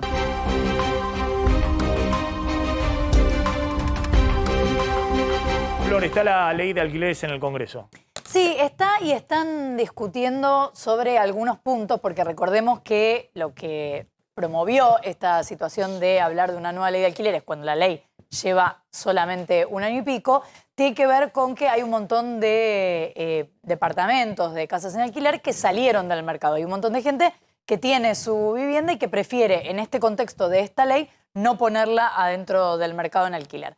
Entonces, lo que están discutiendo ahora, y se pelean oficialismo y oposición en comisiones, y que pretenden que haya una nueva ley para discutir a partir de mayo, o sea, no dentro de mucho, de hecho, habría dictamen la semana que viene, es, por un lado, el tiempo que dura el contrato. O sea, la duración que se estableció en esta nueva ley es de 3 años. Y lo que están planteando es que habría que volver a la legislación anterior, que planteaba un mínimo de 2 años. Bueno, Juntos por el Cambio plantea que sean 2 años, igual que como plantean los dueños de las propiedades, y lo que plantean inquilinos y el Frente de Todos, para resumirlo de algún modo, es que siga siendo de 3 años. Otra discusión tiene que ver con cuáles son los gastos que le corresponden al inquilino, si le va a pagar o no le va a pagar a la inmobiliaria. Ahora en este nuevo reglamento, en esta nueva ley, no le está pagando el inquilino, sino que está pagando el dueño. Y también otra discusión respecto de la ley existente es lo que tiene que ver con los montos. Si hay alguna posibilidad de actualizar los montos semestralmente, que es lo que plantean los dueños de las propiedades, mientras que los inquilinos quieren mantener esta ley actual porque se actualiza anualmente. La sensación es que la legislación que se venga, o sea, el dictamen que van a aprobar seguramente la semana que viene, va a ser una legislación que no parece ser más beneficiosa para los inquilinos. Lo que pasa es que sí es cierto que sería más beneficioso para los inquilinos que hubiera más oferta en el mercado. O sea que si se genera una nueva ley que haga que aparezca más oferta en el mercado, sí podría contribuir por lo menos a que bajen un poco los precios. Claro, ¿Sabés qué? Me interesa, vamos a evaluarlo con Adrián Saco, con Lucía Ugarte, que el otro día me estaba contando y me envió algo muy interesante que estaba ocurriendo en Miami-Dade, ahí en el condado, donde la alcaldesa propuso un subsidio para el pago de la renta, porque se dispararon 30% los alquileres en Estados Unidos. 30%, o por lo menos en esa zona de Miami, y estaban discutiendo un subsidio directo por parte del condado, ¿no? A ciertos inquilinos, digamos, en situaciones complejas, digamos, obviamente que no tengan ingresos suficientes y demás, porque es muy complejo regular un mercado cuando hay un problema básico, que es que la gente tiene sus ingresos licuados. Ese es el problema fundamental que hay en la Argentina. Y además estamos hablando de algo que es un derecho, el derecho a la vivienda. O sea, no estamos hablando de Claro, pero del otro lado, obviamente, porque si no la gente dice, bueno, vendo mi... ¿Para qué invierto? Claro, vendo mi vivienda y me pongo otra cosa. Me pongo un además, bono, Maxi, le compro un bono a Guzmán. La discusión ahora es... O compro, no sé, dólares directamente y los pongo bajo el colchón. Una de las discusiones que se va a dar, de las más profundas, es por un lado el tema del índice, por cuánto se va a actualizar el alquiler, si solamente va a ser el mix que existe ahora entre salarios e inflación, o solamente va a ser salarios. Y después la otra cuestión es, una propuesta del oficialismo era ponerle un impuesto a las viviendas desocupadas y que no se alquilan, digamos. Lo que pasa es que ahí, por ejemplo, Juntos por el Cambio plantea que es imposible de regular, que si tenés una persona que va dice que a la vivienda desocupada? Claro, pero incluso alguien que no querría comerse esa situación, entonces de repente va una vez por semana, prende la luz, listo, chau. Entonces, Juntos por el Cambio presentó otra contrapropuesta que es eximir de bienes personales a los que ponen Bueno, viviendas claro, en ahí alquiler. es distinto. Ya, ahí eso es más fácil porque una vez que lo registras, que vos le ya des, está. le mejores la renta obviamente al propietario, que le mejores la renta y al mismo tiempo le des un beneficio para el inquilino, eso es distinto. Y también Ese tipo de cosas, vía incentivos, pueden llegar a funcionar. De todas maneras, también hay que ver, digamos, un mercado que se trabaja también bastante informal, que era el otro tema del cual habíamos hablado en su momento con la ley esta que ahora quieren derogar. Es que esa es la cuestión. Si la ley nueva, vieja, cualquiera, no se cumple, entonces da lo mismo cualquiera que aprueben. Vamos a la tanda.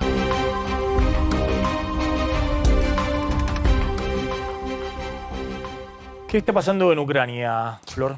Está instalándose en los medios de comunicación, fundamentalmente de Occidente, una idea que lleva un poco más de una semana y que la ONU mandó a investigar, que tiene que ver con si Rusia está utilizando, llamémoslo así, violaciones a mujeres y niñas como forma de ejecutar crímenes de guerra. O sea, de parte del ejército ruso, violaciones a mujeres y niñas civiles de Ucrania, que están haciendo estas denuncias. Por supuesto, son denuncias que vienen desde el gobierno ucraniano, pero que, insisten, desde Ucrania estarían usando esto como arma de guerra. Entonces, Naciones Unidas dijo que obviamente esto hay que investigarlo y ahora está circulando en los medios occidentales.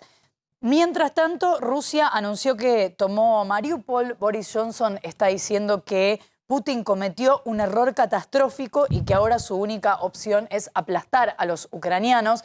Hay muchas versiones respecto de si esta no era la idea inicial de Putin, que era vamos un poco a la capital, a Kiev, invadimos también otros lugares, pero el objetivo en realidad tiene que ver con esta zona en especial, que es el este y el sur, la zona estratégica, la zona de puerto, la zona donde está el Mar Negro y que es aparentemente lo que ya están logrando. Está Claudio Fantini, a quien le agradecemos siempre que nos atienda, y está Adrián Saque en Estados Unidos. Claudio, muy amable, como siempre. Bueno, ¿qué está sucediendo en este momento? La verdad que lo que ha ocurrido esta semana en Ucrania, además de lo que contaba Florencia, también no sé si viste ayer el reality de Putin diciéndole a su general que, bueno, que no avancen, que no sigan avanzando ahí en Mariupol, porque también había que cuidar la vida de los soldados rusos.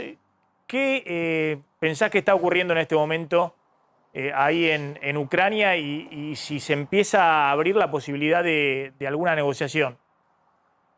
Bueno, hay una guerra informativa muy intensa, es muy difícil saber qué es cierto y qué no de lo que viene de ambas partes. La diferencia está en que en Ucrania hay muchos periodistas de muchas partes del mundo, de muchos países donde imperan estados de derecho, y que son las narraciones más objetivas, pero siempre en una guerra hay también una guerra de información y por lo tanto las versiones oficiales de uno y otro lado deben entenderse como parte del conflicto. Lo que podemos deducir de lo que estamos viendo es que el plan A habría fracasado y está yendo por el plan B, Vladimir Putin. El plan A, o sea, todo líder que se lanza a una invasión, todo líder que declara una guerra, tiene un plan A, también un plan B y también un plan C. El plan A de Vladimir Putin era llegar a Kiev, donde esperaban ser recibidos como libertadores. Ya me voy a referir a por qué habría tenido un cálculo tan erróneo, pero ocupando Kiev, no solo hacer caer al gobierno de Zelensky, sino disolver el Estado ucraniano, crear otro Estado que en un tiempo no tan lejano incluso dejara de llamarse Ucrania, que ese nombre desapareciera, que dejaran de existir los ucranianos porque dejó de existir el Estado ucraniano. Ese plan fracasó. Posiblemente una de las versiones es que por que los servicios de inteligencia de Ucrania, muy vinculados al FSB, al aparato de inteligencia ruso, habiendo sabido ya cuál era el plan, o sea, que se iba a concretar la invasión, lograron hacerle creer a la inteligencia rusa que si llegaban a Kiev, en Kiev harían caer rápidamente al gobierno de Zelensky, que los militares ucranianos se levantarían contra Zelensky y lo derrocarían, y que por ende sería una victoria muy fácil. Ahí hay una de las hipótesis de explicación de por qué se lanzó con ese plan A, que indudablemente fracasó. Ahora está llevando adelante el plan B, que implica arrebatar o quitar, amputarle a Ucrania una franja territorial en el este que va desde la ciudad de Kharkiv, en el noreste de Ucrania, a solo 60 kilómetros de la frontera con Rusia, la segunda ciudad más poblada, más importante, fue capital alguna vez, y fue la ciudad que construyó Rusia en el siglo XVIII, precisamente cuando estaba en guerras contra los khanatos turcomanos de esa parte, de lo que luego, mucho más tarde, sería Ucrania. En el siglo XX se convirtió en Ucrania esa parte del territorio, en aquella época era Imperio Ruso, desde Kharkov o Kharkiv en el noreste, toda la región del Donbass, llegando casi hasta el centro, incluye la ciudad de Dnipro, toda la costa en el mar de Azov, por eso es tan estratégica la caída de Mariupol para Vladimir Putin. Eso se uniría con la península de Crimea, ya en poder ruso desde el 2014, y la idea es también quitarle toda la franja costera del Mar Negro, o sea, llegar hasta la frontera con el Transdniester. El Transdniester es un territorio de Moldavia que está en manos de separatistas prorrusos, ¿no? Sí. Ese es el plan en el que estaría abocado ahora, y algunas partes de ese plan le estaría costando bastante.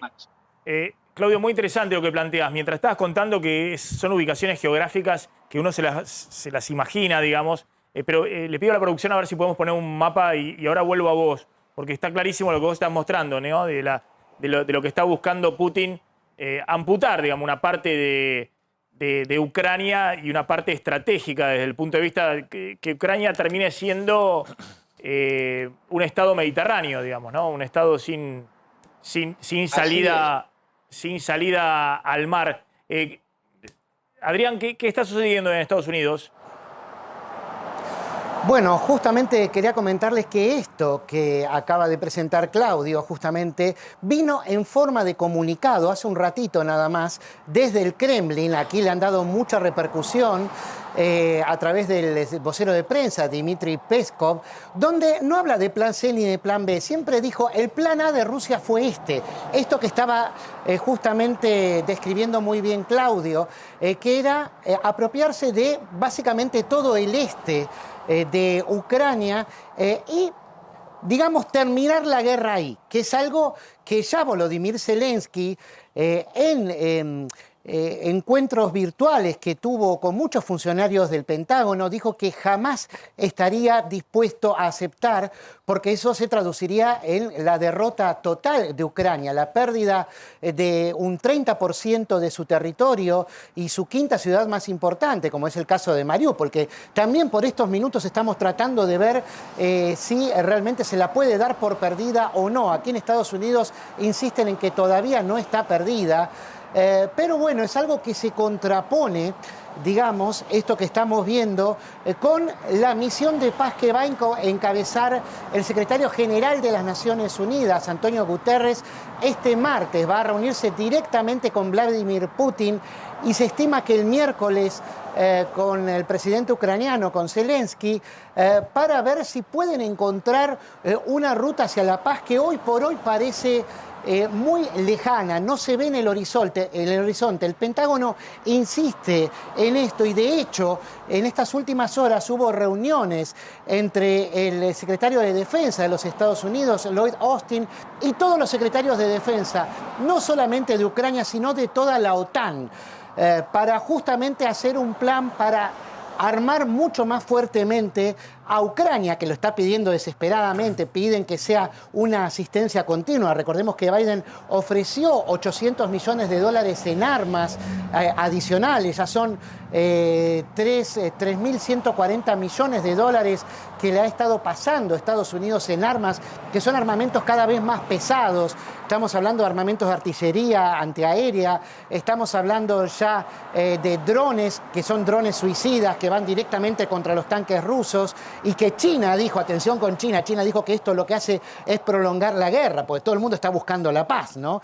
Y sin embargo, bueno, China se ha involucrado desde el punto de vista dialéctico y esto hace más peligroso, digamos, la búsqueda, no hablemos de paz, pero por lo menos sí de un equilibrio, y hace pensar en un horizonte cada vez más lejano de paz. Y eso preocupa acá. Te escuchaba recién, Maxi, que hablabas de la posibilidad de un subsidio a los alquileres. Espérame un segundito. En el caso de Miami-Dade. Esperamos un segundito. Sí. Ahora vuelvo con vos. Con eso quiero cerrar con Claudio. Fíjense cómo Claudio Fantini estaba describiendo y un poco confirmaba Adrián Sack desde Estados Unidos esta estrategia, ¿no?, de Putin. Claudio, no sé si me estás viendo, vos describías esto, ¿no? La zona estoy viendo, sí, del Donbass, Mariupol. Ese bueno, es el Donbass, se en quedó el con noreste. Ahí está, quitando Mariupol, lo deja sin costa en el mar de Azov y lo une con la península de Crimea, y de ahí pueden seguir adelante, hacia adelante hasta el Transdniester, que es lo que viene ya donde termina Ucrania y empieza Moldavia. El Transdniester es un territorio de Moldavia que desde hace años está en manos de separatistas prorrusos y donde hay ejército ruso. La joya de la corona en este plan B es la ciudad de Odessa, ¿no? Odessa, claro, acá abajo. Su importancia histórica, estratégica, tal como dice Adrián, muy bien y muy completo en la reseña, el Kremlin viene negando que hubiese habido un plan A y que está yendo por un plan B.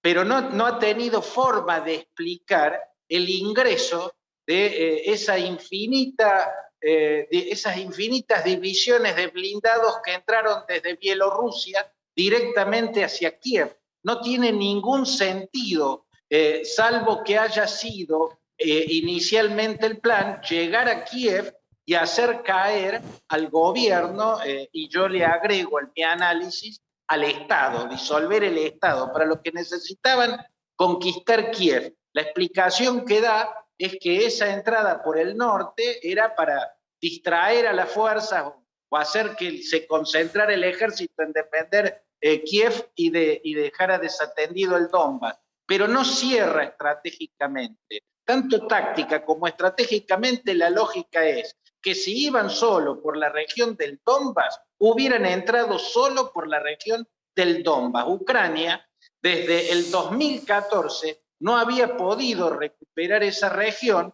¿no? Y se supone que estaba luchando solamente contra separatistas de Donetsk y de Lugansk. Por lo tanto, si entran 180.000 soldados rusos con infinitas legiones de tanques, mucho más imposible iba a ser para Ucrania.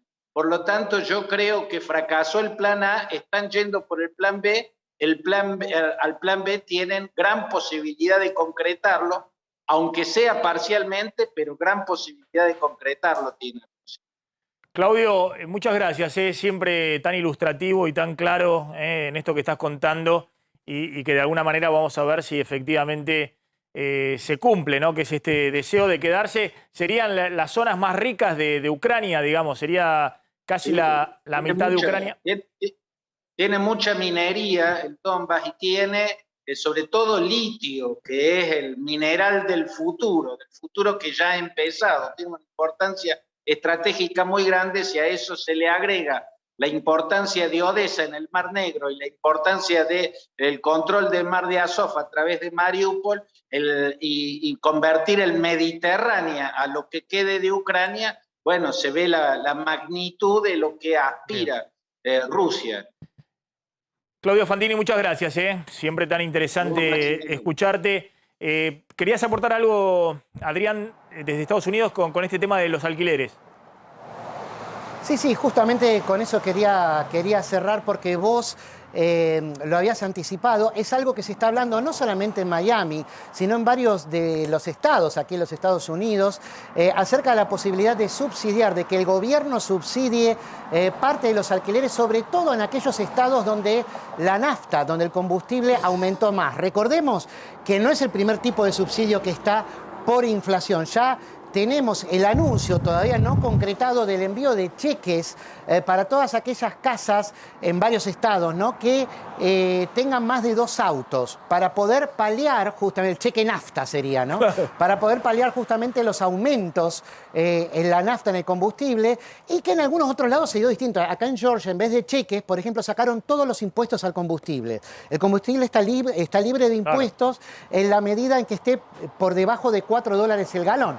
Yo lo estoy pagando 3,98. Bueno, digamos, estamos ahí, pero si pasa de los 4, ahí se le quitan más impuestos todavía. Bien. Claro, exacto.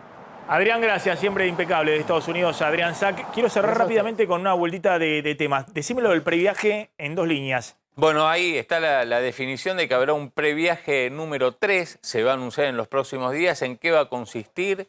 En que va a arrancar después de las vacaciones de invierno y se va a mantener, todavía no está definido, si hasta fin de noviembre o la primera quincena de diciembre, de manera tal de darle impulso a la temporada baja, temporada media. El tope va a ser de reintegro a la gente, se mantiene en 100.000 pesos. O sea, vos fíjate, inflación del último año 50 y pico, 55, pero el reintegro se mantiene en 100.000 pesos. Era un reintegro alto. No, bueno, de hecho, el promedio de reintegro de los 4,5 millones de personas que usaron el previaje el año pasado fue 70.000 pesos. O sea, se mantiene el reintegro de 100.000 por adulto. Quiere decir, una familia tipo puede tener hasta 200.000 pesos. Era un reintegro que generó el boom del verano y incluso noviembre, diciembre, en el sur, en distintos destinos turísticos, y también el 70% de aumento de precios en el sector turístico, ¿no? En hotelería y gastronomía, que también fue un sector que se zafó también en los aumentos. Dame una línea y vuelvo con vos con el bono. ¿Vas a contar el bono de 700 cuánto? 730.000 pesos. Hay un sector una empresa en particular que cobra a los trabajadores un bono de 730.000 pesos. Por eso hablamos de que hay 2 mercados laborales completamente distintos. Cuando estamos hablando de esto de los que cierran los sindicatos más importantes, un mercado laboral que hay sectores que se han quedado también atrasados frente a la inflación e incluso algunos que pueden ganar bajo la línea de pobreza, pero es el sector premium de los trabajadores. Abajo están 4 millones o 5 millones de trabajadores informales, más una gran cantidad de trabajadores que trabajan en blanco, monotributistas, que están muy por debajo de eso. Ahora lo contás. Flor. 16 de junio es la fecha que plantean algunos legisladores en la Cámara de Diputados, legisladores jujeños que están diciendo que por el bicentenario de la muerte del general Manuel Arias, importante en la batalla de Humahuaca, plantean un feriado por única vez, pero sería este año 16 de junio, anótenlo. ¿Y vos decís que sale? Y puede salir. Porque... en el Congreso tienen que aprobarlo feriado nacional, 16 de junio, bueno, veremos. Dame el bono... Son 1.300 trabajadores que se beneficiarán, son trabajadores de la empresa Bridgestone, que es una empresa de neumáticos a nivel global, internacional, que está instalada en la Argentina, que en el año 2001, cuando esta empresa se achicaba, empezó a hacer despidos, rebaja de 40% de los salarios, llegó a un acuerdo con el sindicato del neumático para decir... Bueno, ahora tenemos que achicar, pero para adelante vamos a dar bonos a los trabajadores cuando tengamos plata. Bueno, llegó el día. Es decir, distribuyen las ganancias con trabajadores. El 33% de las ganancias adicionales al 6% respecto al año pasado lo distribuye con los trabajadores, 1.300 trabajadores que se van a llevar cada uno 730.000 pesos. La mitad del bono ya se cobró. Bueno. La semana que viene, 365.000 restantes. La segunda parte, por eso es interesante, el lunes vamos a hablar de los distintos mercados laborales que hay en la Argentina. Una línea final. Sí, los proyectos de la Corte el miércoles empiezan a debatir en la Comisión de Asuntos Constitucionales del Senado, un tema fuera de la agenda de la gente, lo sabemos, pero lo instaló Cristina Kirchner, el presidente de esa comisión, Guillermo Snopek, convocó. Hay 2 proyectos que son los más fuertes, que son el de Adolfo Rodríguez Sá, para llevarlo a 9 miembros, y uno de Oscar Parrilli, que lo lleva supera aún ese número, lo lleva a 10 miembros. Bueno, habrá que ver las posiciones del oficialismo y la oposición. Gracias. Ya está llegando Mariana Contartesi y Robertito Funes al aire de A24. Nosotros nos reencontramos el lunes. Tengan buen fin de semana. Chau.